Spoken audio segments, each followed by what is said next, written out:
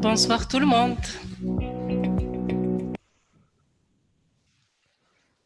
Bonsoir Bonsoir à tout le tous. monde. Bon, Bienvenue parmi nous. Je me présente tout d'abord, c'est Nadia Jdido. Je suis directrice pour le recrutement au sein de Novancy One. Et c'est toujours un plaisir de vous accueillir parmi nous pour une nouvelle édition de notre événement périodique Talent and Tech. Au programme de cette demi-journée, normalement parmi nous, il y a deux entreprises partenaires. À savoir TIL Technology Services. Donc, avec nous, Zakaria Ouhman. Bonjour Zakaria. Donc, Zakaria Ouhman, il est manager recrutement et développement RH au sein de TIL. Il est parmi nous pour une présentation du compte et pour répondre aussi à vos questions, pour vous donner plus d'informations sur le compte TIL, sur sa stratégie recrutement et sur les postes qui sont ouverts probablement actuellement chez eux. Avec nous aussi Monsieur Abdelhakim Ghanizar, qui est fondateur et directeur technique du compte Sanad Tech. Il présentera le positionnement de sa structure avec sa vision recrutement aussi. Donc, c'est un moment qui vous permettra d'échanger en live avec nos deux partenaires sur les différents comptes. Et aussi une présentation de Novancy One par son CEO, M. Mustafa Moutout, comme coutumé d'ailleurs. Donc, on vous salut. présentera aussi le compte Novancy. Et la deuxième séquence, elle va concerner les entretiens pour les personnes qui ont confirmé leur intérêt et leur participation pour les entretiens individuels en face-to-face avec nos consultants en recrutement. Nous avons réservé des salles virtuelles donc avec nos consultants et comme confirmé, donc chacun de vous il se connectera avec le recruteur concerné pour vous donner plus d'informations sur les postes qui sont ouverts pour nos différents clients Novancy. Donc, je vous invite à interagir spontanément avec nos participants et j'espère que ce moment il sera riche en partage pour nous tous d'ailleurs. À toi, Mustafa, je te laisse commencer. D'accord, d'accord. Vous arrivez à m'entendre, Yak? Oui. J'espère. Très bien, très bien. Avant tout, je tenais à vous remercier tous d'être là, hein.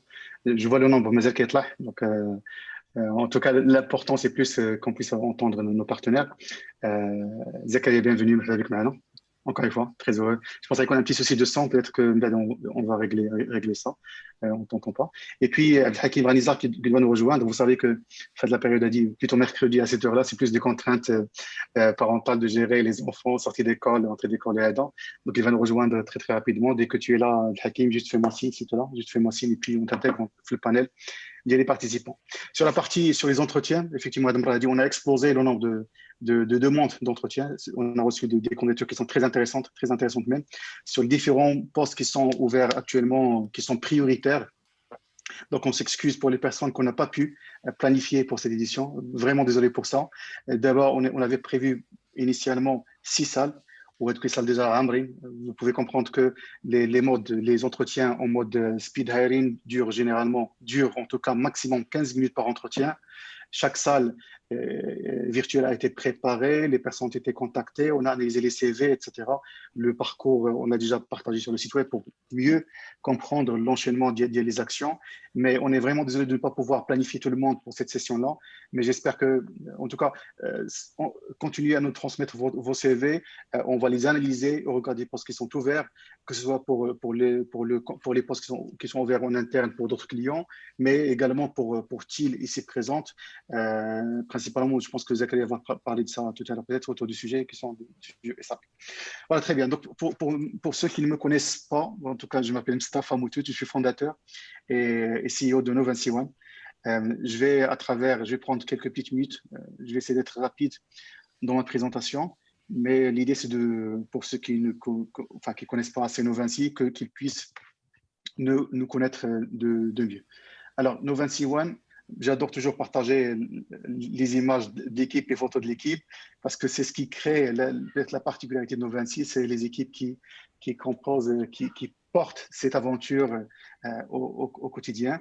Donc, Novancy aujourd'hui, il est structuré, on a été créé en 2012 avec une casquette de consulting généraliste avec une touche RH. Et en 2015, fin 2015, on a lancé Novancy One, autour de métiers de recrutement, mais principalement autour des métiers des systèmes d'information, digital transformation et systèmes d'information. Donc, historiquement, on est sur des métiers de recrutement et de chasse de talents dans les domaines du IT et transformation digitale.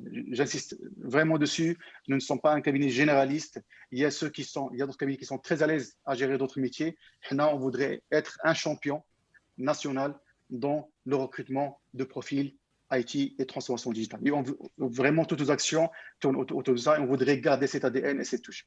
La deuxième partie de notre offre de services concerne tout ce qui est ce qu'on appelle la mise à disposition de consultants indépendants. Principalement le freelance, en tout cas, mais c'est la mise à disposition de consultants indépendants. Aujourd'hui, notre réseau compte plus de 15 000 professionnels.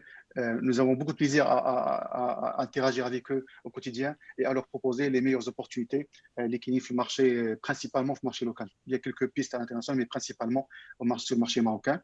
Depuis pas mal de mois, on a lancé une activité autour de tout ce qui est événements privés de recrutement et accompagnement à nos clients dans le développement de leur marque employeur. De Carmeda, elle est plus connue par l'équipe RH parce que, en tant que candidat, vous qui êtes présent ici, pour pouvoir, je dirais, vous attirer vers une entreprise clé, il faut qu'on puisse vous montrer, vous démontrer nos valeurs, le parcours de carrière qu'on vous propose, les bonnes raisons de pouvoir nous rejoindre, etc. Il y a tout un dispositif derrière pour pouvoir pouvoir vous le montrer et pour pouvoir vous séduire même, pour pouvoir rejoindre l'entreprise. Donc, on est sur des événements HR and Tech Events. L'événement d'aujourd'hui rentre dans cette catégorie-là pour favoriser plus d'échanges, de partage, mais également la création ou l'organisation d'événements ou d'événements de recrutement en mode privé. Le dernier point, le quatrième point, c'est l'employabilité. Et depuis même la création de l'entreprise, nous étions tout le temps impliqués sur les sujets d'employabilité des jeunes diplômés, sortis d'école. Nadia Htaya, il apporte le sujet depuis pas mal de temps, mais là, il y a également une offre de service destinée aux seniors qui souhaiteraient un peu être accompagnés sur des sujets de scaling, d'upskilling, de reskilling, de formation certifiante, d'assessment ou d'outplacement. D'ailleurs, pour la partie employabilité, pendant le mois prochain, Inch'Allah, le 25, le 26, on a un événement phare qui s'appelle 2020 Go. 2020 Go, c'est le forum virtuel de recrutement et d'accompagnement des jeunes diplômés promotion 2020, principalement issus des branches IT et digital. Le site web, c'est 2020-go. On aura l'occasion peut-être d'en parler dans le détail. Le capital d'Ienna, on est sur trois éléments clés qui structurent un peu notre capital. C'est l'équipe elle-même aujourd'hui. Je le dis toujours, c'est une équipe dévouée, c'est une équipe professionnelle, engagée. C'est que nos partenaires, nos candidats, qu'ils puissent avoir accès aux meilleures opportunités sur le marché. L'équipe son rôle aujourd'hui, c'est de pouvoir vous servir au quotidien et vous mettre en contact avec les meilleurs recruteurs, y compris qui est un sujet de process, hein, parce que on est une équipe de 22 collaborateurs. Il faut que les choses soient à minima processées. Plus que ça, on est sur des process agiles. Ça va certainement vous parler. L'agilité, c'est quelque chose qui est dans le domaine de l'industrie logicielle, mais l'agilité RH, c'est un sujet qui est à fond. Nous avons construit notre propre modèle, notre propre framework d'agilité en interne. L'organisation elle-même, elle est agile tout le temps. À chaque fois qu'on est sur des vagues, on est sur des ajustements qui concernent le business, toute l'organisation, elle est flexible pour pouvoir se structurer, pour pouvoir garder toujours l'objectif, c'est la qualité des prestations et des services des partenaires, les clients et les candidats. Non, la partie tool, c'est quelque chose qui va de soi. Je ne pense pas enfin, en tout cas, la partie IT, on a investi tellement dessus, surtout la période de confinement à Tani, pour qu'on puisse avoir un système qui permettra d'accélérer la mise en relation candidat-client, de pouvoir rapidement avoir accès aux bons candidats et gérer ce qu'on appelle l'expérience candidat. C'est pouvoir un peu améliorer davantage l'expérience candidat day-to-day, un système de notification, une image 360, elle a n'importe quel candidat, un circuit. Donc, nous avons de véritables outils de gestion. Pour l'anecdote peut-être, quand je rencontre certains clients, sur Slack. Slack, c'est principalement pour les développeurs, mais là, on a trouvé franchement un très bon outil pour gérer la multitude de projets, la multitude de clients. On l'a structuré de l'autre manière. Donc, l'outil, c'est la troisième composante de notre capital. Tout ça nous a permis aujourd'hui de gagner la confiance de 70 000 candidats qui sont référencés, on a interagi avec eux et j'espère toujours qu'on ait l'occasion de pouvoir un peu les servir pour l'année. De l'autre côté, il y a des clients de prestige que nous servons, que ce soit dans la finance, banque, assurance, sur la partie industrie et sur la partie consulting et services. Donc, c'est une petite sélection de comptes clients au quotidien. La partie IT, c'est quelque chose qui est assez général, mais nous, on voudrait effectivement apporter notre contribution. Le marché de l'IT, il est en grande évolution, en grande transformation. La clé, c'est de pouvoir maîtriser les métiers et pouvoir servir des gens qui sont issus des domaines du système d'information pur, de la stratégie à l'opérationnel, passant par le BI, cybersecurity, administration de bases de données, etc. Il y a une partie de Digital Factory. Nous avons aujourd'hui accompagné 4 Digital Factories sur le marché local. Elle a dit, on est très heureux de pouvoir de pouvoir les accompagner et je suis heureux d'apprendre que nos collaborateurs chez eux font de très bon travail chez eux, que ce soit sur l'aspect de l'agilité, data management, développement front-end, back-end, full stack, etc., sur du SecOps et ainsi de suite. Et la troisième catégorie, il y a business consulting, les faits, tout ce qui est transformation, organisation, conduite de changement, AMOA, etc., etc. Voilà. Donc, pour que je pense que la plupart des gens qui participent aujourd'hui vont se retrouver au moins les axes pour pouvoir interagir avec nous ou la postuler. Il y a une adresse email, il y a jobs@nouvinci.com. On a un délai de 48 heures maximum pour pouvoir vous apporter une réponse et nouvinci.com/job pour pouvoir postuler au poste اللي هما مفتوحين عندنا اليوم. Salut Ranizar, c'est Hakim, معناتهم معكم دابا شويه. Et puis, voilà, au début de votre connexion, vous avez vu un petit sondage pour voir un peu ils sont issus de quel niveau d'expérience d'IALOM. En tout cas, il y a un certain nombre de questions qu'on vous a soumis. Je ne sais pas si l'on peut partager pendant quelques secondes les résultats du sondage, Younes. Je pense que vous arrivez à voir le résultat dedans. Donc, la première question était par rapport au niveau de seniorité. J'aime toujours voir les personnes qui nous écoutent, comment est-ce qu'on pourrait comment ils se caractérisent. Donc, maintenant, principalement, les juniors, 36% de participants sont des juniors, presque 20%, pardon, des 41%, pardon, des juniors, des managers experts, 20%, des managers et des experts. Et puis les seniors, les un quart, Dr. Kleben, maintenant 30, 40, 45% des participants ont plus de 5 ans d'expérience. Bienvenue. D'accord. La deuxième partie, domaine de spécialisation. Globalement, ils sont issus de quelle spécialisation? Donc, principalement développement logiciel, web, mobile, etc. Deuxième catégorie, il y a tout ce qui est BI. Plutôt, pardon, effectivement, BI, data management. Il y a une partie, il y a AMOA, MOE, business analysis. Donc, principalement, donc les trois. Donc, tout ce qui est software engineering, tout ce qui est BI, data management, on a les métiers de la MOA et MOE, et puis le reste sont répartis entre la partie SAP, stratégie, organisation et autres. Quoi d'autre? Votre employeur actuel, on a posé la question par rapport aujourd'hui, vous êtes auprès de quel employeur? Donc, on a 26% qui sont aujourd'hui qui travaillent chez des ESN, entreprises du numérique. On a 15% en cabinet de consulting, 10% en banque. Oui, pour les entrepreneurs, on est à 8% qui sont des indépendants ou là auto-entrepreneurs et 32% sur d'autres. Une question, pour savoir les personnes, est-ce qu'ils connaissent TIL, est-ce qu'ils connaissent Senatech. Donc 25%, pas du tout. Bon. Un tiers les mecs. Je pense que c'est une très bonne occasion. C'est une très bonne occasion de pouvoir un peu de près, qu'ils connaissent TIL, qu'ils connaissent un peu cette activité. C'est une très belle boîte. Je ne saurais pas le dire mieux que Zakaria. Donc, tranquillement. On a 8% qui les connaissent parfaitement. 8% encore qui les connaissent assez et 32% qui les connaissent de façon moyenne. Mais je pense que l'occasion, effectivement, l'idée, c'est ça. On a quasiment les gens qui connaissent très bien Senatech, ils sont autour de 3 billes moyenne et plus, on est à 17%, 18%. Mais l'idée, vous savez, les amis, j'ai fait exprès de poser la question parce que je voudrais analyser le gap. Mais je connais pas assez. Et puis après, est-ce que je connais pas, je connais très bien la boîte, l'entreprise ou pas. Et moi, je vous connais tous les deux de près, ayant vécu plusieurs projets avec vous. J'ai vu les challenges que vous relevez au quotidien et les belles réalisations d'Yelcom. Je pense que c'est une très bonne occasion de pouvoir interagir. Mais vers la fin, voilà, en partie, il a pris fin presque.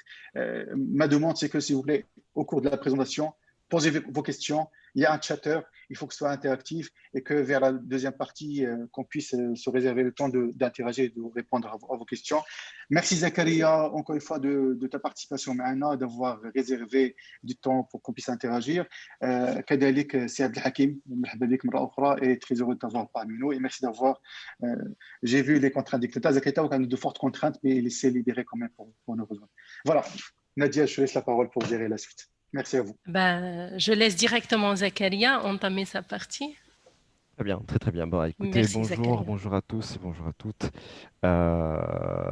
Déjà, je vous remercie en fait de nous donner un peu cette occasion d'être un peu plus proche des chercheurs d'emploi, des personnes aussi qui sont à la recherche de nouveaux challenges aussi pendant ce temps-là, pendant ce temps de Covid, espérant en fait que ça va passer rapidement. Donc, je m'appelle Zakaria Wahman et je suis le Talent Acquisition Manager de la société TIL Technology Services.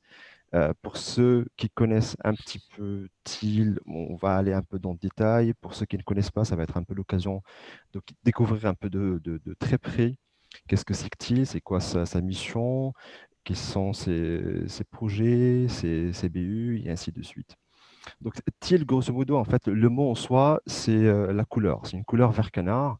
C'est un mélange, en fait, entre le bleu et le vert. Donc, le bleu représente un peu IBM, parce que c'est le fruit d'une naissance, en fait, une collaboration entre IBM et OCP, où IBM, en fait, elle est majoritaire, elle est de 51%, 41 plus, c'est bien sûr, c'est plus OCP, et qui a été créée dans le sens, en fait, d'accompagner au départ OCP au niveau de leur transformation digitale et passer à ce qu'on appelle l'industrie 4.0. Donc, c'est la quatrième révolution industrielle et de tout digitaliser à tous les niveaux.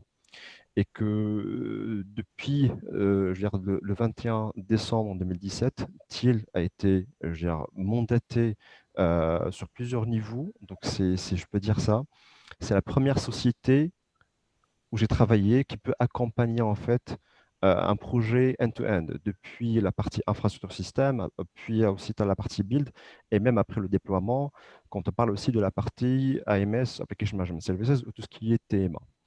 Donc, sa mission principalement, c'est d'être un peu, d'ici 2022, la première société digital consulting spécialisée dans tout ce qui est aussi Cloud Solution Company. Et aussi, c'est bien sûr d'aller au-delà du territoire marocain et attaquer un peu, je veux dire, aller vers l'Afrique, aller vers aussi Middle East et bien sûr l'Europe et les États-Unis. Bien sûr, notre corps de métier aujourd'hui, c'est pas mal de projets en fait, c'est autour de l'industrie. Globalement, en passant par le mining, en passant aussi par l'industrie de phosphate, parce que nous travaillons bien sûr en fait avec notre client OCP. Et au sein de TIL, il y a 4 business units.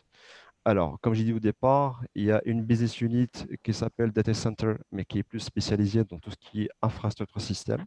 Il y a une autre entité qui s'appelle AMS, Application Management Services, mais qui est dédiée plus à tout ce qui est TMA. Donc, c'est une entité aussi qui devait ou qui récupérer un peu le parc applicatif existant, travailler sur de nouvelles mises à jour, des upgrades, mais aussi c'est elle, la même entité, qui récupère les projets après le déploiement pour pouvoir travailler en fait sur les upgrades, sur tout ce qui est bug, du support applicatif de manière globale. Et la troisième grande entité que nous avons en interne, elle s'appelle Transformation. Et Transformation, c'est une entité qui est spécialisée dans tout ce qui est projet build. C'est des projets qui naissent from scratch autour de 4 service lines.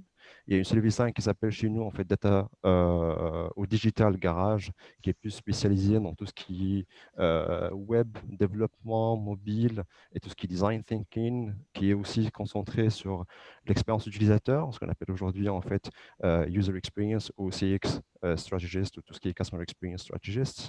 Et il y a une autre entité qui s'appelle Enterprise Applications, mais qui est plus dédiée aussi à tout ce qui est développement et implémentation des ERP comme Oracle EBS, comme SAP et autres.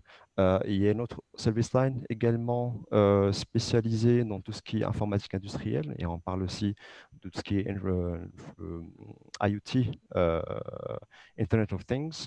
Et la quatrième qui est plus dédiée à tout ce qui est data management. Et là, on parle plus un peu de tout ce qui est machine learning, deep learning, artificial intelligence. Donc globalement, aujourd'hui, TIL représente à peu près en moyenne environ 200 personnes, globalement, qui est étalée en fait sur toutes les service lines. Comme je l'ai dit, en fait, la plus grande, c'est Transformation qui est plus accentuée un peu sur des projets build. Donc autour de tout ce qui est digital, autour de tout ce qui est cognitive et tout ce qui est AMS et tout ce qui est aussi infrastructure pardon, système. Alors, généralement, jusqu'à aujourd'hui, en fait, notre champ d'intervention était plus en fait sur des sujets qui concernent un peu tout ce qui est chemical mining, agriculture, comme je l'expliquais, parce que c'est le cas, c'est le cœur de métier aussi de notre client qui est OCP. Mais au-delà de cela, il y a aussi d'autres clients qui arrivent sur le pipe, mais sur différents domaines d'activité. Et ça empêche aussi qu'on travaille avec eux sur certains sujets qui sont très, très challengeants, sachant qu'aujourd'hui, le nouveau air, c'est que toutes les sociétés essaient un peu de se digitaliser, d'aller vers l'avant et d'un peu de transformer leur façon de faire, que ce soit au niveau des projets IT. On a entendu parler de l'agilité, on a entendu parler du Scrum et d'autres modes comme XP ou autres, mais il y a aussi d'autres modes ou d'autres entités qui doivent être digitalisées, d'être un peu transformées. Et on parle aussi de tout ce qui est fonction RH, fonction support et autres. Aujourd'hui, même au niveau du recrutement, comme nos Vinci l'ont impliqué, c'est qu'ils ont implémenté tout ce qui est agile, Scrum au niveau de leur façon de faire. C'est exactement en fait comme ça que la fonction RH que je vois comment on doit aussi tourner. C'est des daily standard meetings, c'est des weekly, c'est des rétrospectives, c'est être un peu proche du quotidien pour pouvoir un peu absorber la charge et pour pouvoir un peu orienter et ajuster ses priorités. Donc, notre champ d'intervention, comme je l'expliquais tout à l'heure, en fait, c'est autour du cloud, IoT, cybersecurity, blockchain, tout ce qui est mobile, tout ce qui est AI, artificial intelligence, parce qu'il y a des projets avec quelques clients, en fait, où c'est le produit qu'il faut transformer, d'autres aussi, c'est la façon de faire, c'est un peu tout ce qui est process, procédure, mais aussi il y a d'autres projets qui sont un peu dans le cœur de métier, qui concernent un peu tout ce qui est industriel. Alors, l'approche que nous adoptons aujourd'hui, c'est Think, Transform and Thrive. Quand je dis Think, Transform and Thrive, au scale, c'est modéliser, et c'est l'approche un peu digitale, c'est modéliser un peu sur l'existant, c'est de pouvoir en fait faire des design thinking workshops, de découvrir un peu ce qui se passe. Ensuite, on passe à la phase de transformation et on passe aussi par la suite à tout ce qui est Thrive ou Scale. C'est là où on intègre un peu tout ce qui est intégration continue, tout ce qui est DevOps, pour pouvoir modéliser un peu sur le travail qui a été fait. Et c'est le cœur du métier, en fait, c'est les bases, en fait, ou les piliers de tout projet qui concerne TIL. J'ai évoqué l'agilité parce que aujourd'hui, parfois, c'est la tendance, parfois, en fait, c'est la demande du client et parfois, il y a des clients qui ne savent pas exactement, en fait, ce qu'ils veulent dans le monde entier. Je ne parle pas uniquement de notre cas. Mais il n'y a pas une seule façon de faire. Donc, TIL aussi, il y a des projets qui peuvent véhiculer, qui peuvent démarrer en mode cycle en V, d'autres en agile. C'est ces conseils-là qui fait la différence. C'est cette approche-là, d'être un peu proche de son client, d'être un peu son conseiller, qui nous permet un peu d'avancer et d'aller vers l'avant. Alors, ça, c'est globalement par rapport à ce que c'est que TIL et par rapport à son approche.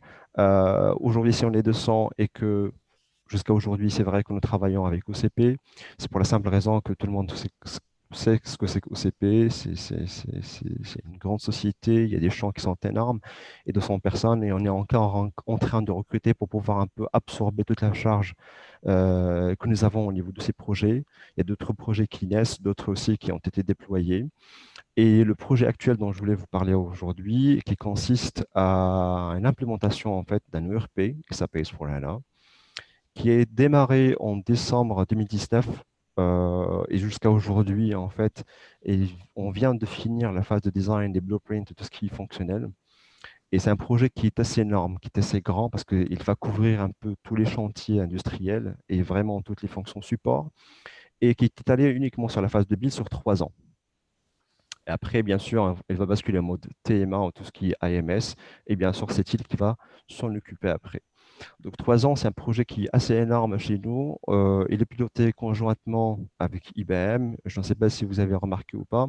Il y a pas mal de projets ou des postes en fait, qui ont été publiés qui concernent un peu SAP, PIPO, Process Integration of Process Orchestration, tout ce qui est ABAP Fury, tout ce qui est fonctionnel qui est relatif un peu à des modules comme IFICO. Mais bien sûr, la conjoncture, ou je veux dire, le challenge, c'est plus d'être un peu sur S/4HANA parce que en fait, c'est une implémentation en greenfield, from scratch. Il n'y a pas d'existant derrière. Et en cherchant aussi des personnes qui ont pu acquérir de l'expérience sur S/4 qui peuvent déjà en fait nous accompagner au niveau de ce projet. Globalement, c'est c'est sa vision. Donc, nous allons boucler notre 3e année d'ici décembre. Merci d'être là. Merci de m'écouter, en fait, d'être là pour m'écouter. Et si vous avez des questions, je vois qu'en quoi il y a pas mal de questions qui sautent, n'hésitez pas aussi. Donc, je serai là aussi pour répondre à toutes vos questions. Merci Zakaria, merci Merci. pour ces informations. De toutes les manières, c'est assez riche, je pense. Ça a permis aux uns aux autres de découvrir davantage TIL Technology Services.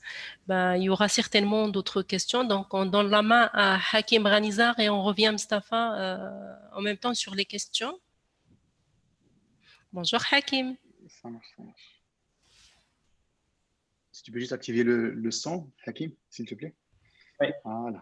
Bonjour, bonjour tout le monde. Bonjour.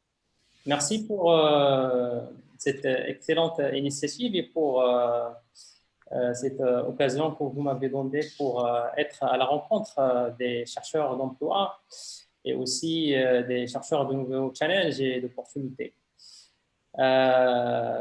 Donc, j'aimerais commencer par donner une petite présentation de Sanatech, qui est un cabinet de développement et de conseil en ingénierie informatique que j'ai fondé en 2016 après une longue expérience dans le domaine, dans le monde corporate et start-up en Europe. Donc, on est une boîte à taille humaine, comme on dit, qui est basée à Rabat. Donc, on a actuellement 10 collaborateurs. Donc, on a fait le choix à un certain moment de rester petit pour être sûr que les personnes qui nous rejoignent adhèrent à nos socles de valeurs et aussi pour des contraintes fortes pour être sûr qu'on pourrait satisfaire des gros projets R&D sur lesquels on a travaillé pendant plus de 4 ans et qu'on vient de boucler. Donc actuellement, on cherche à trouver d'autres clients, que ce soit au Maroc, parce que là, actuellement, on travaille principalement avec des clients à l'étranger. Donc, on a principalement 2 pôles d'expertise. Le pôle conseil et expertise technique, qui consiste en tout ce qui est définition et stratégie technologique. Donc, en dépit de la phase du projet, donc que ce soit au démarrage, principalement pour des projets start-up. Donc, on est souvent amené à des fondateurs qui n'ont pas de CTO, qui cherchent un partenaire qui pourrait leur épauler sur la partie technique. On peut faire des dossiers d'architecture et du coaching et de la formation technique aussi pour nos clients. Le deuxième pôle, c'est notre Digital Factory. Donc, on travaille principalement en 3 configurations. Donc, la configuration prototypage ou MVP. Donc, il s'agit plus d'un mode, aussi le mode préféré des startups qui ont de fortes contraintes de budget, qui aimeraient sortir ce qu'on appelle des MVP, Most Valuable Products, très rapidement pour valider le besoin avant de chercher un business model viable et chercher l'expansion. Notre deuxième configuration de collaboration avec nos clients, c'est le co-développement. Donc, on met à la disposition de nos clients des équipes multidisciplinaires, mais ils travaillent en étroite collaboration avec les équipes du client. Donc, parfois, certains clients, ils aimeraient gérer eux-mêmes, par exemple, la partie gestion de projet ou la partie architecture technique. Donc, on est capable de leur proposer, de mettre à leur disposition des développeurs ou des équipes multidisciplinaires qui arrivent à travailler en étroite collaboration avec leurs équipes. La troisième configuration, c'est un centre de développement. Donc, on prend en charge de bout en bout le développement des projets des clients. Donc, que ce soit sur la partie purement technique, donc le développement, QA, mais également sur la partie gestion de projet, pilotage. Donc, on est capable d'offrir une sorte de partenaire technique as a service. C'est-à-dire, on se charge de toute la partie technique de bout en bout. Donc, principalement pour des startups qui n'ont pas cette possibilité-là de gérer tous les aspects techniques de leur business, et ils veulent se concentrer au début sur les aspects business, surtout dans la phase de seeding et la phase de démarrage. Donc, pour notre portefeuille, on est fiers d'être un partenaire recherche et développement du groupe Fujitsu depuis 2016. Parce que, comme je vous ai dit au début, on travaille exclusivement avec des clients à l'étranger, donc principalement des sociétés du groupe Fujitsu. Donc, on travaille sur des projets à forte composante recherche et développement, que ce soit en France, en Allemagne, au Japon. Donc, il y a plusieurs sociétés du groupe Fujitsu qui requièrent un autre savoir-faire et une autre expertise technique. Donc, s'il y a des points forts dans notre société ou plus dans notre équipe. Déjà Hakim, pour pouvoir acquérir déjà un compte client tel que Fujitsu, ça nécessite quand même, en tant que disons, une petite structure, être référencé ou apporter une partie de la partie développement du groupe, c'est du wow, c'est du chapeau, hein, chapeau pour avoir réussi à le faire. Mais je te laisse, ça m'a encore une fois impressionné d'avoir constaté cela, mais bravo, en tout cas, je te laisse finir, peut-être on aura l'occasion d'en parler davantage. Ouais. Mais bravo. Ouais, c'est vraiment quelque chose qu'on on est vraiment fiers, parce qu'on a accompagné une de leurs sociétés disons, du mode garage. Donc, c'était une équipe de 4 personnes. Après, on les a accompagnés sur la partie technique jusqu'à l'expansion. Et là, c'est une grosse boîte qui a des centaines de clients partout dans le monde. Donc, on est vraiment fiers d'être un partenaire R&D des groupes Fujitsu. Et surtout, qu'on est arrivé à faire ça avec une équipe ou un talent marocain. Donc, on est vraiment fiers de cet exploit. Donc, parmi nos points forts, c'est le fait qu'on a une équipe multidisciplinaire d'architectes, de consultants et de développeurs confirmés, ce qui nous permet d'avoir une vision 360 sur les différents enjeux des clients. Donc, comme je vous ai dit tout à l'heure, on est capable de prendre en charge des projets à forte composante R&D de bout en bout. Donc, on a une grande capacité de s'adapter et de se positionner sur de nouveaux créneaux technologiques, donc principalement grâce à notre faculté de faire la veille technologique et d'être toujours à la recherche de nouvelles façons, de nouvelles technologies pour apporter de la valeur ajoutée à nos clients et pour résoudre leurs problèmes d'une façon plus efficace, d'une façon innovante. Parmi nos points forts, c'est le fait que on respecte des standards de qualité logicielle, donc tout ce qui est intégration continue, déploiement continu. Donc, ça fait partie de nos valeurs, ou c'est quelque chose sur lesquels on fait un focus important. Et parmi nos points forts aussi, c'est le fait qu'on a une expérience internationale sur différents types de projets. Notamment des projets mobiles et cloud, surtout en mode SaaS, dans un contexte multiculturel. Comme j'ai dit tout à l'heure, donc on travaille en étroite collaboration avec des équipes au Japon, en Allemagne, en France, et notre équipe ne sent pas du tout aucune composante d'infériorité. Au contraire, Donc, on est capable d'apporter des réponses et des solutions efficaces, même dans un contexte aussi compétitif que cela. Et on a aussi une expérience confirmée de plus de 10 ans sur des gros projets d'architecture, de développement et d'application d'entreprise, notamment en mode cloud.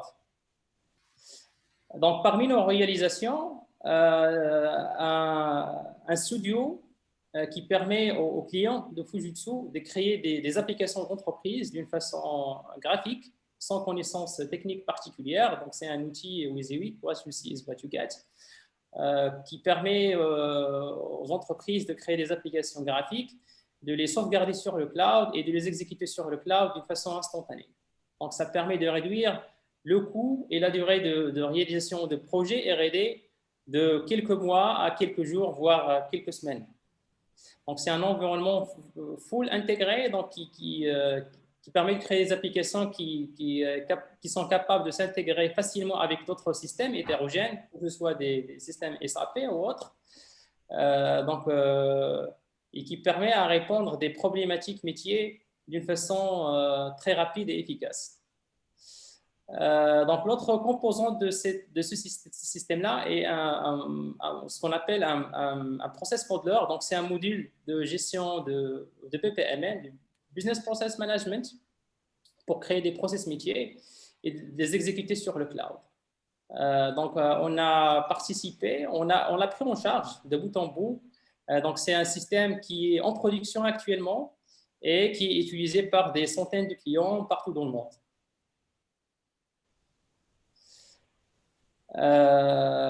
Donc, sur ce projet-là, on a pris en charge la partie conception, archi, développement du module de création d'applications web et aussi de modélisateur BPMN en mode cloud, donc en mode SaaS.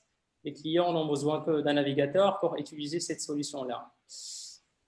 Parmi les challenges phares et que notre équipe a réussi de la gérer, c'est le fait qu'on est sur un environnement cloud, donc il y a tous les aspects sécurité, performance et disponibilité. Le fait qu'il faut interagir avec des systèmes hétérogènes. Donc, il y a des systèmes en premise qui sont gérés par les clients eux-mêmes, il y a d'autres services cloud, des CRM, etc.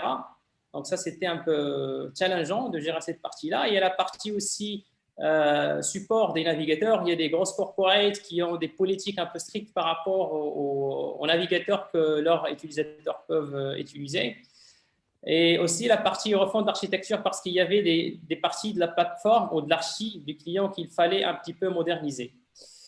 Le fait qu'il y avait une composante un peu humaine à gérer, c'est le fait qu'il y avait une équipe distribuée de différentes cultures. Donc ça, c'était un petit peu challengeant, surtout sur la partie communication. Donc, pour la partie stack, on était plus sur du JavaScript, du React, du Node, du Mongo et du cloud sur AWS. Donc, on utilisait principalement du cloud public sur AWS qui nous a permis de scaler très, très facilement et sans douleur la solution. Très bien, très bien. Donc, actuellement, on est en train de travailler sur un projet maison pour répondre à un besoin grandissant qui est des solutions on demand pour pouvoir mettre en place des solutions Uber-like sur des métiers verticaux. Il y a pas mal de besoins en Europe, en tout cas aux États-Unis, pour pouvoir monter des business comme ça.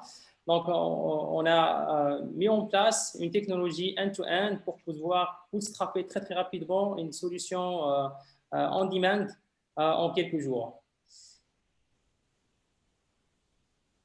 Voilà, donc on a eu plusieurs challenges. Donc, pour faire rapidement, donc je ne vais pas m'attarder dessus, mais en tout cas, c'est une solution opérationnelle aujourd'hui.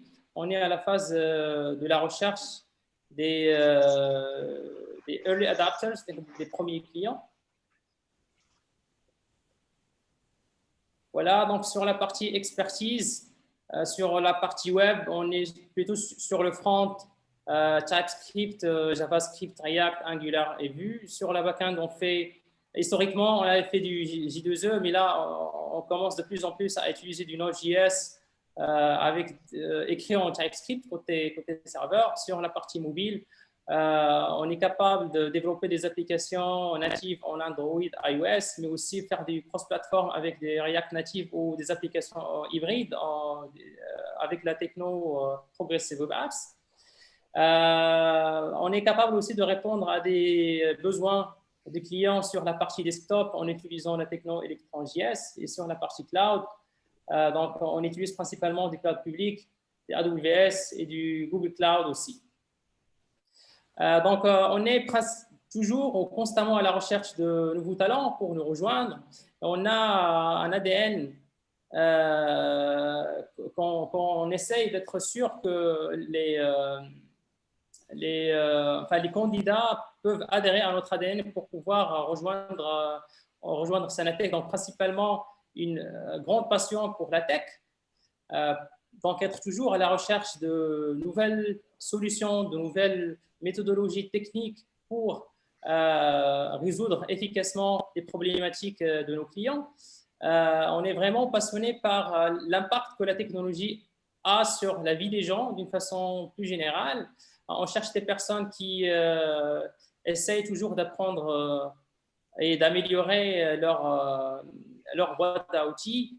On cherche des personnes qui ont un ownership fort. Donc, une fois, lorsqu'ils sont en charge d'un projet ou d'une tâche, de la prendre de bout en bout, relever les risques, relever les problématiques, même s'ils ne sont pas directement impactés. Et puis, finalement, ou avoir une attitude de problem solver, comme on dit. Donc, c'est toujours… Je pense à Hakim, effectivement, les 4 ados. Je pense que c'est une très belle sélection de valeurs, effectivement, là, de compétences liées aux ados. Même Zakaria Mbed, je pense qu'il va se partager également le point de vue. Après, oui, autour desquels certains rajoutent peut-être quelques éléments spécifiques à l'organisation ou aux valeurs de l'entreprise. Mais c'est une très belle sélection. Très bien, très bien. Voilà, merci encore une fois pour l'invitation et je reste à votre disponibilité s'il y a des questions, donc que ce soit maintenant ou plus tard. Donc vous pouvez me joindre via mon adresse email ou même par téléphone. contact@sanatech.com. Très bien, très bien. Merci Abdelhakim pour cette présentation et pour ces éclaircissements. C'est une boîte innovante au point de l'innovation technologique de par le fait qu'elle soit imposée auprès d'acteurs internationaux clés et de deux كيبان لي واحد الكود تما ما عرفتش ديال من دونك كيبان لي واحد l'écran زرق l'écran كحل فيه الكود ما عرفتش شنو كاين فيه. Très bien, très bien, très bien. En tout cas, ravi. Merci pour cette présentation. Mais je pense qu'on peut ouvrir les discussions. Hein. Si vous avez, oui. J'ai vu passer quelques questions là, mais je pense qu'on peut les renouveler s'il y a des sujets. On a apporté quelques éléments de réponse à certaines questions, mais il y a d'autres questions. S'il vous plaît, n'hésitez pas à les partager à nouveau. Je ne sais pas comment est-ce qu'on peut, je dirais, avancer dessus. On reprend les questions. Les questions, comment on en parle. Okay. La question que j'ai vue. Est-ce qu'il y a des postes AMOA, PMO chez TIL, en l'occurrence, dépôt Zakaria? Oui, oui. Alors, en fait, aujourd'hui, c'est vrai qu'il y a un seul projet en fait, qui est très très fort, mais ça n'empêche qu'on recrute aussi pour les autres BU. Ce que nous avons aussi commencé à faire depuis un certain moment, c'est aussi d'approcher les candidats sur LinkedIn et sur d'autres réseaux, de les contacter, en fait, d'avoir en fait, le maximum de data. Et c'est une opportunité, on les contacte. Moi aussi, c'est un exercice que je fais en fait souvent. Et ça m'arrive aussi de contacter au mois de septembre des candidats que j'avais contactés au mois de janvier, par exemple. Et on redémarre un peu la discussion, on réactualise un peu les infos sur les projets et tout. Alors aujourd'hui, pour répondre directement, il n'y a pas un besoin ouvert dans les médias. Mais TIL recrute toujours en fait des business analysts, il recrute toujours des AMOA. Je pense que c'est l'assistant maîtrise d'ouvrage. Donc oui, c'est des business analysts. On recrute toujours en fait ce genre de profil au sein de TIL, et souvent au niveau d'entité Digital Garage, qui est plus spécialisé en tout ce qui est développement digital, web, mobile. Oui, on recrute souvent. Alors moi, comme je ne sais pas si l'adresse mail a été communiquée ou pas, il y a une adresse mail en fait que je pourrais partager avec vous. En fait, c'est getyourchance@steel.ma. Je peux vous l'écrire par la suite, où vous pourrez en fait envoyer votre candidature directement, que ce soit spontané pour un poste bien précis, et je répondrai par la suite. C'est moi en fait qui va répondre à toutes vos questions, même vos emails directement.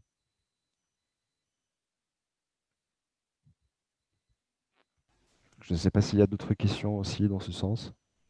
Ben, dans le même sens, Zakaria, il y avait Oui. une question d'un jeune diplômé, je pense, qui se posait la question, est-ce que vous avez un pourcentage de jeunes diplômés qui intègrent le compte TIL directement? Est-ce que ça passe via les stages ou bien via une sélection, un pourcentage que vous avez dédié pour les jeunes? Alors, en fait, souvent, chaque année, il y a un programme que nous menons vis-à-vis cette population. En fait, les jeunes diplômés ou même les patients qui sont à la recherche d'un stage, on fait une tournée au niveau des écoles pour pouvoir recruter, soit des stagiaires, aussi soit des personnes en fait, pour des postes bien précis, qui sont disponibles immédiatement. Ce qui constitue, comme vous l'avez dit, en fait, que ce soit Semstafa ou que ce soit aussi c'est Hakim, ce qui constitue un peu l'un des piliers d'une société, c'est son capital humain. Et pour l'enrichir, il faut toujours injecter cette population de jeunes diplômés. Parfois, en fait, je rencontre des personnes qui sont, je veux dire, jeunes, qui ont passé quelques stages, mais parfois, en fait, qui dépassent de loin le niveau de quelques personnes qui ont 2 ans ou 3 ans d'expérience. Donc, cette population aussi, elle est favorisée par TIL, donc on recrute souvent. Aujourd'hui, est-ce qu'il y a un besoin dans les médias? C'est là où je vous parle, l'heure où je vous parle. Non, pour être franc et pour être direct. Pour la simple raison, c'est qu'il n'y a pas un projet en fait sur lequel la personne va travailler. Tous nos stagiaires en interne sont traités, ou je veux dire, sont comme des collaborateurs sous contrat CDI. C'est que il va faire le même travail en fait après un accompagnement sur quelques semaines, le même travail qu'un développeur, le même travail qu'un autre business analyst, selon la technologie ou selon le poste en fait que lui avait choisi.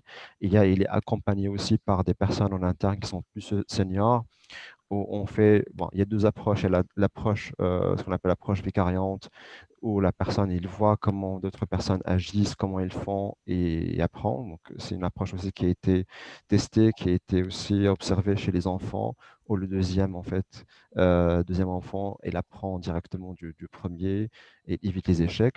Et l'autre approche, en fait, c'est learning by doing. C'est que la personne, en fait, elle les met sur un cas bien réel. Elle est incluse, en fait, au niveau des réunions avec le client, au niveau des workshops, depuis le design, tout ce qui est aspect fonctionnel, vers l'aspect développement.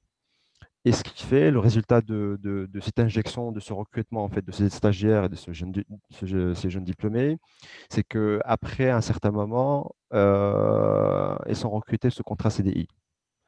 Pas tous.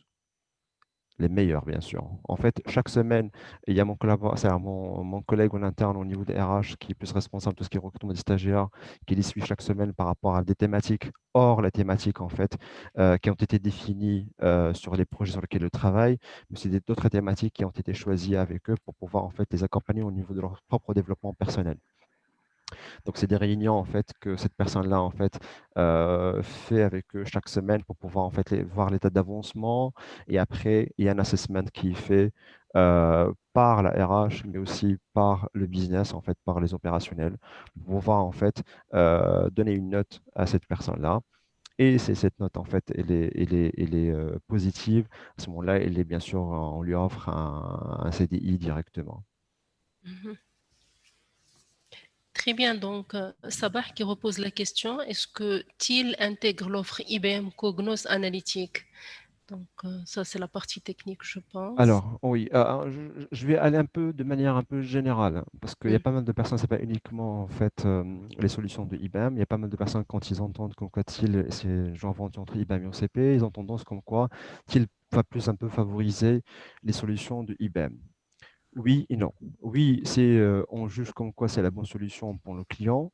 Non, parce que parfois, en fait, c'est le client qui exige quel type de solution il souhaite implémenter. Et à ce moment-là, c'est en fonction du besoin du client.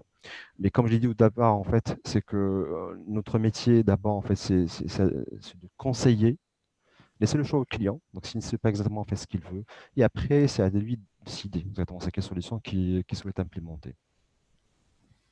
D'accord. Une petite question oui. Qui concerne pour Syntec Al-Maradi. J'aimerais savoir si Syntec exige la PNIA du BPM. Merci tous. Y a-t-il des offres BPM chez Syntec? Et après, je vais revenir sur d'autres questions, les anciennes questions. Si on a raté quelques questions, s'il vous plaît, n'hésitez pas à les remettre à nouveau. C'est le Hakim, je le BPM chez Syntec. Il y a des projets dans ce sens? Oui, on travaille toujours sur l'IDE BPMN, mais sur la partie R&D. Donc, on n'a pas chez Syntec des consultants BPMN qui travaillent pour Fujitsu. Donc, il y a un réseau de partenaires qui se charge de la partie BPMN, qui utilise la solution qu'on édite, mais en interne, on n'a pas de consultant BPMN. Donc, j'ai vu une autre question qui m'a été adressée. J'aimerais savoir si Syntec exige de l'expérience hors stage. Oui. Donc, ma réponse clairement est non. Donc, on n'a pas d'exigence particulière par rapport à l'expérience et même par rapport à l'expérience sur des créneaux technologiques spécifiques. Donc, on cherche principalement des gens qui ont la passion pour la tech et qui aimeraient apprendre de nouvelles choses, de nouvelles techniques pour répondre et satisfaire les besoins de nos clients. On a même, à un certain moment, recruté des leads techniques qui n'ont pas une expérience préalable sur une techno particulière. Donc, on a trouvé qu'il a ces exigences-là et qu'il a une bonne base.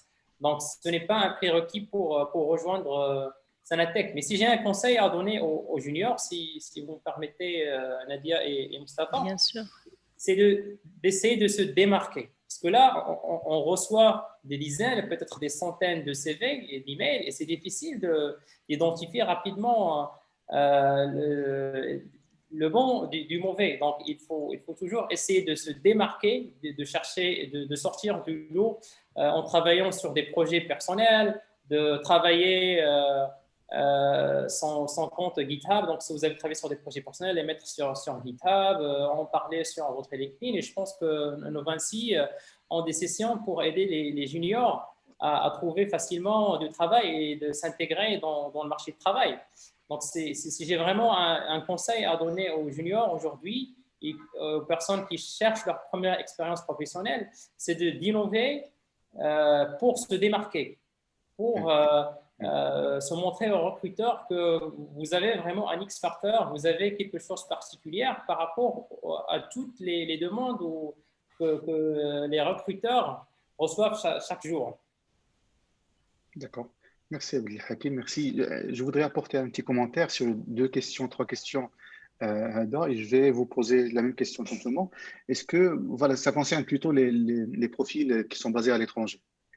En l'occurrence, est-ce que au Maroc, en tout cas pendant la session, la priorité pour nous, c'est que c'est qu'il y ait une certaine adéquation entre votre profil et les postes qui sont traités, pendant cette session-là. Puis, ça, c'est la priorité 1. Et puis, secondo, parce qu'on est limité en nombre d'entretiens, c'est pour ça qu'un certain nombre, vous le savez, on ne peut pas les traiter tous, mais qu'on pourra les traiter dans un second temps. Donc, nos 26 nous, en tout cas, pendant ces sessions, on traite les ressortissants marocains comme étrangers, pour la simple raison que nos clients eux-mêmes, ils ont la capacité, je pense la procédure maintenant de rapatriement ou de pouvoir recruter, embaucher un talent ou les voies étrangers au Maroc, il y a beaucoup de facilité là-dessus. En particulier à travers 3-4 pays en Afrique, le Sénégal principalement, il y a le Côte d'Ivoire et les pays du Maghreb principalement. Et je sais qu'il y avait des pourparlers pour signer des conventions pays avec 2 ou 3 autres pays. Je n'ai pas suivi ça de près. Et puis, il y a d'autres entreprises qui sont porteuses du label CFC, Casablanca Finance City. CFC, où ils ont davantage de facilité pour pouvoir employer des ressources qui sont issues d'autres pays. On a vu des Espagnols, un Allemand, des profils qui sont issus du Canada sur des missions de courte durée ou là même sur des contrats permanents parce que justement sur le marché local, il n'y avait pas des profils qui répondaient à ces exigences, soit techniques, soit métiers, soit méthodologiques et ainsi de suite. Donc, la question vis-à-vis pour toi, Abdel Hakim, et puis pour toi, Zakaria, puis pour toi, Abdel Hakim, comment vous traitez ce sujet-là au sein de TIL? En fait, le recrutement des personnes à l'étranger, moi j'ai recruté des personnes en fait qui sont venues de Dubaï, de l'Angleterre et tout, euh, qui portent en fait d'autres nationalités qui sont un peu, c'est pas la nationalité marocaine, ni tunisienne, ni sénégalaise. Le processus il a pris un peu de temps, mais ce qui prime aussi chez TIL, c'est la compétence et l'expertise. Alors, on favorise en fait le recrutement des Marocains en premier pour pouvoir un peu absorber le taux de chômage en fait et monter en fait en termes de capabilities, mais aussi en fait on ne dit pas non à d'autres personnes qui veulent travailler avec TIL sur certains projets. Euh, il est vrai que avec ce qui se passe actuellement, en fait, c'est très difficile. Récemment, en fait, nous avons recruté quelqu'un qui était en France, où nous avons chopé, en fait, shippé, pardon, tout ce qui est matériel, en fait, tout ce qui est hardware en France, chez lui, pour qu'il puisse travailler, en fait, de chez lui, en attendant à ce que, en fait, la situation revient à la normale pour pouvoir, en fait, rejoindre un peu le Maroc et revenir ici à Casablanca. Donc, il n'y a pas de problème par rapport à cela au sein de TIL. C'est uniquement, en fait, il faut qu'ils sachent que c'est d'autres personnes, en fait, qui ne portent pas la nationalité marocaine, tunisienne ou sénégalaise. Il y a un autre process, en fait, qui prend un peu de temps, c'est vrai, où la personne, en fait, on doit justifier, en fait, le pourquoi du comment. On a fait recours à cette telle compétence, en fait, de l'étranger et non pas du Maroc. Et le process, en fait, il est connu au niveau du secteur H, ça prend à peu près entre 3 à 4 mois, voire 6 mois parfois. Très bien, très bien, très bien. Pour toi, Hakim, tu as eu déjà l'occasion de collaborer ou d'engager des... Aujourd'hui, vous êtes déjà présent à l'international à travers vos projets, mais est-ce que vous avez l'habitude de travailler avec eux ou là plutôt d'embaucher des ressortissants néanmoins étrangers? Oui.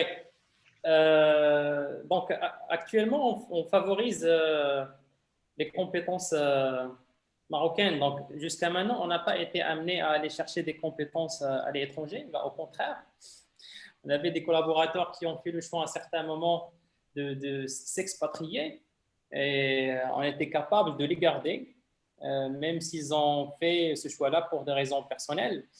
Donc, on sent en quelque sorte une responsabilité par rapport aux jeunes marocains qui sortent d'écoles d'ingénieurs marocaines. Mais bien sûr, si on est à court de compétences, on pourrait aller chercher à l'international. Mais actuellement, on n'a pas été dans ce besoin-là. Mais toujours, on cherche d'abord sur le marché marocain. Donc, ça serait en tout cas notre démarche si ce besoin-là se présente un jour dans le futur. D'accord, d'accord, d'accord. Si vous avez repéré d'autres questions. Je pense pour Zakaria, il y a Qabli, il y a Monsieur Qabli qui se pose la question, est-ce que c'est possible de mener des entretiens pour plusieurs postes, je pense, ouverts en même temps chez vous, chez TIL? Est-ce que le candidat peut postuler à 2 ou 3 offres en même temps? Le son, Zakaria. Pardon. En fait, l'approche chez moi est la suivante. C'est que, connaissant un peu les postes qui sont ouverts chez nous et aussi les postes à venir, quand je rencontre quelqu'un ou que je consulte un CV, un profil sur LinkedIn et je vois comme quoi on n'a pas un besoin dans les médias, mais c'est quelqu'un qui pourrait intéresser la société et qui pourrait aussi avoir une grande valeur ajoutée pour la société, on fait un entretien en fait exploratoire pour que je puisse découvrir un peu davantage en fait ses skills, mais aussi ce qu'il avait accompli, son domaine d'expertise, et on le garde en interne. Et il est tout courant, en fait, cette personne que elle va être recontactée en fait pour d'autres besoins s'il y en a. Mais pour aujourd'hui, par exemple, s'il n'y a pas de besoin, il n'y a pas de besoin et on lui dit tout de suite. Mais si on trouve quelqu'un aussi qui est très compétent en fait dans ce qu'il fait et que son domaine d'activité est proche du nôtre, oui. Comme je l'ai dit tout à l'heure, c'est que j'avais contacté des personnes en fait où j'avais fait un entretien exploratoire. C'était en janvier et je les ai gardés toujours en fait contact avec eux. Et par la suite, en fait, quand le besoin s'est présenté, je les ai recontactés en fait pour voir, pour savoir exactement en fait s'ils sont toujours à l'écoute du marché, s'ils sont toujours intéressés, et ils ont été offerts par la suite. Je ne le fais pas souvent, en fait, ça. Je ne le fais pas uniquement durant l'année, mais ça m'arrive aussi de contacter des personnes avec lesquelles j'ai passé des entretiens il y a 3, 4 années dans d'autres sociétés. J'ai vu comme quoi ils ont un potentiel. Je garde toujours en fait ce contact parce que en fait c'est ma richesse en fait. C'est ma devise en interne en fait pour pouvoir recruter facilement et rapidement. Oui, vrai, vrai, vrai, vrai. Et il y a une question, je voudrais vous la poser à tous les deux. Avec le Covid, l'impact d'Yellow, ça a bouleversé certains business à un certain moment. Ça rejoint également l'une des questions que j'ai vues. Disons, est-ce que voilà, est-ce qu'on a maintenu les recrutements au parfum de la période RD?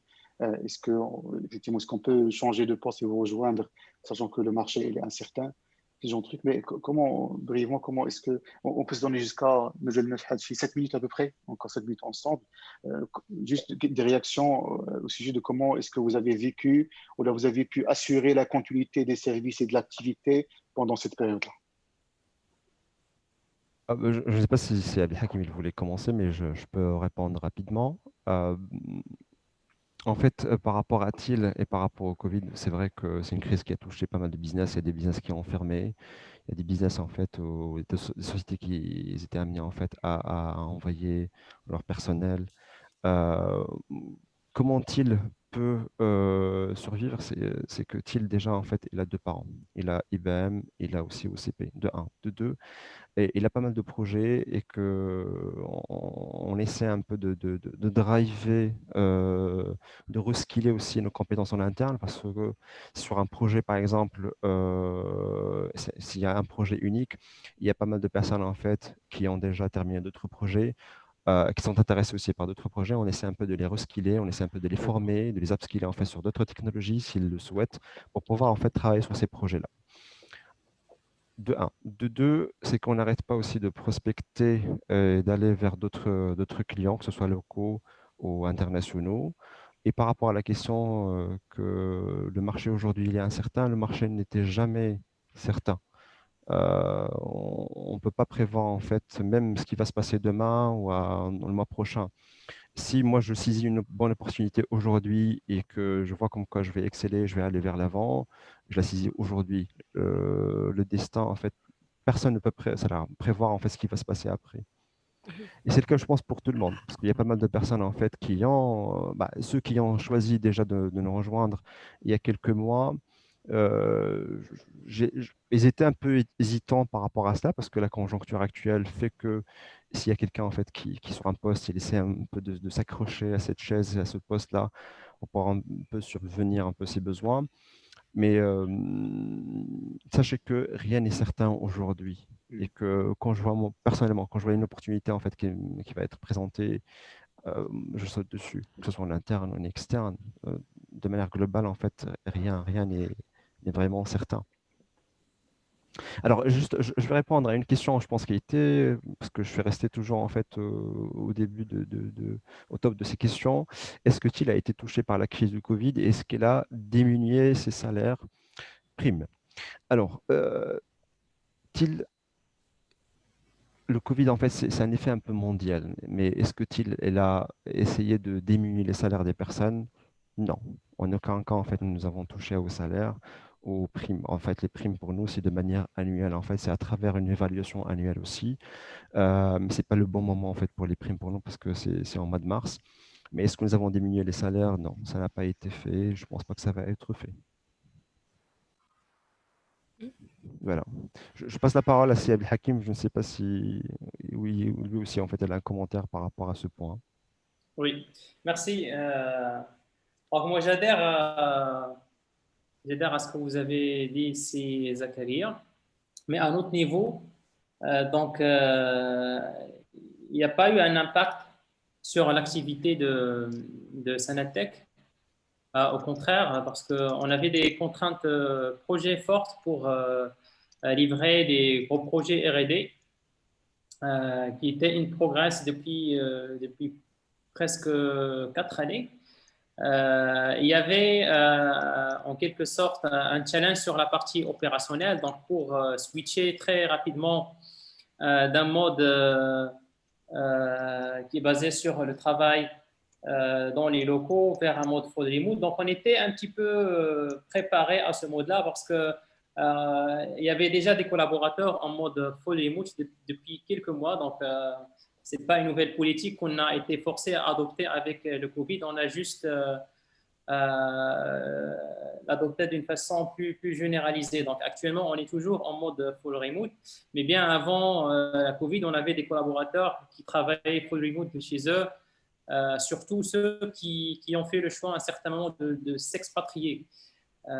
Voilà. Mais sur la partie opportunité, moi, je crois vraiment que les crises, comme ils font du mal au business, ils créent de nouvelles opportunités. La crise de 2008 avait fait beaucoup de mal partout dans le monde, mais il y avait des personnes ou des entités qui étaient agiles, qui ont saisi ces opportunités-là pour faire du business. Donc là, actuellement, il y a certains créneaux qui ne sont pas en crise, surtout toute la partie ou tous les projets de type on-demand, parce que là, plus de gens, pour des raisons sanitaires, ne veulent pas sortir de chez eux. Donc, il y a beaucoup de projets d'entreprises ou de start-up pour monter des business comme cela, ou des projets de transformation. Même au Maroc, il y avait des projets de transformation digitale qui avaient mis beaucoup de temps pour sortir, mais dans un temps record, ils sont sortis très rapidement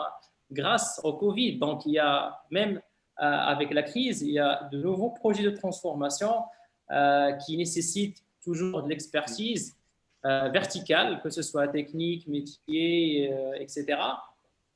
Donc, je ne pense pas qu'il y aurait un grand problème pour les profils IT de trouver de nouvelles opportunités au Maroc ou même à l'international pour aller chercher des projets à l'international. D'accord, clair. Merci à vous. Alors, ce que je propose, Sarah, qu'il y a un paramètre de timing qu'il faut qu'on respecte au mieux.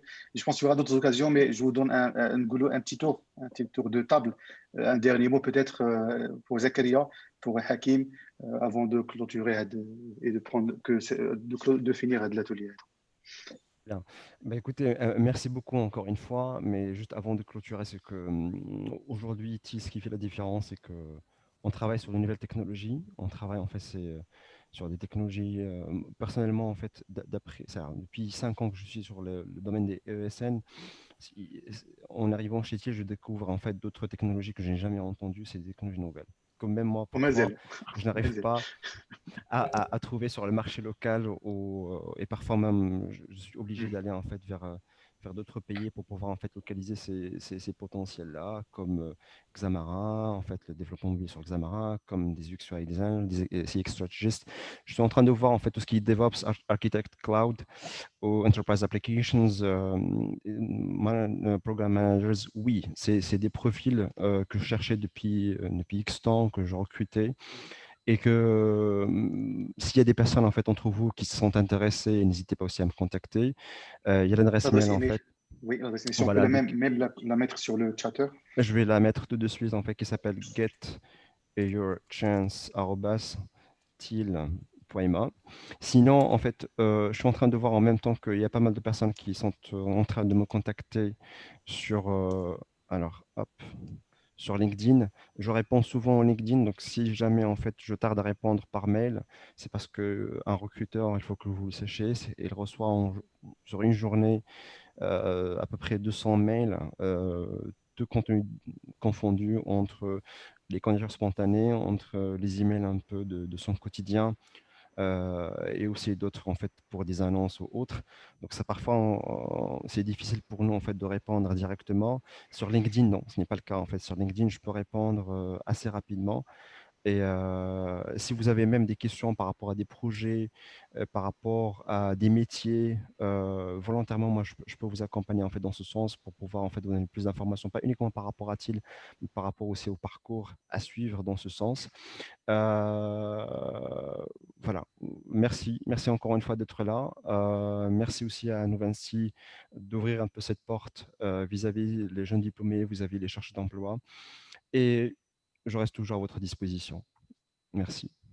Merci Zakaria, merci à toi. Hakim, un dernier mot. C'est le Hakim. Oui, donc j'aimerais réitérer mon remerciement pour l'équipe Novancy pour cette opportunité-là. Un dernier mot pour les chercheurs d'emploi et d'opportunités et challenges techniques. Donc, on est une société à taille humaine actuellement. On cherche de développer notre activité, que ce soit au Maroc ou à l'international.